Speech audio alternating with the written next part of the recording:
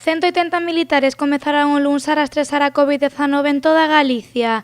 Deles 110 pertencen ao Exército de Terra e outros 70 á Armada. Nestas instalacións de Figueirido poderá haber ata 40 militares traballando simultaneamente. O farán, iso sí, distribuídos entre as quendas en horario de 9 a 10 de luns a domingo.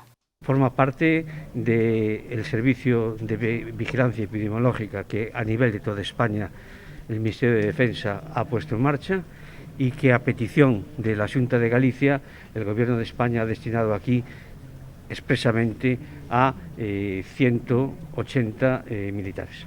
Abierto, como muy bien decía el general Cortés, a las necesidades que nos quiera plantear la Xunta de Galicia.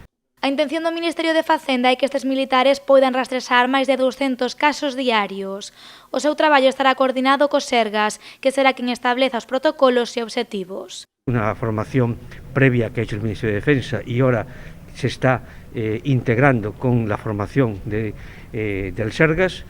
Los equipos tecnológicos están funcionando perfectamente y si todo va acorde al tiempo establecido, una vez terminada la formación concreta de las necesidades de Galicia y de las características de los servicios tecnológicos de Galicia y también de las necesidades que apunta los comités científicos del Sergas, que nos dicen cómo tenemos que hacer esos seguimientos y estos protocolos, pues el día 28 la promesa realizada por el Gobierno de España, la petición de la Xunta de Galicia, se hará realidad ya con el trabajo definitivo.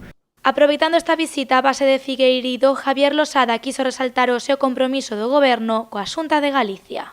Este Gobierno, como saben, ha destinado cerca de 2.000 millones de euros a Galicia para educación, para sanidad, para servicios sociales. Si esto le sumamos todos los avales que se ha dado a las empresas gallegas, asciende en estos escasamente 6 meses 8.000 millones de euros invertidos, y también el aporte que hacen los integrantes de las fuerzas y cuerpos de seguridad del Estado y los militares del Ministerio de Defensa, tanto el Ejército de Tierra como la Armada en Galicia. Galicia non é a primeira comunidade na que estes militares realizan traballos de rastrezo. De feito, entre Galicia, Asturias e Castela e León, Abrilat distribuirá unhas 210 persoas.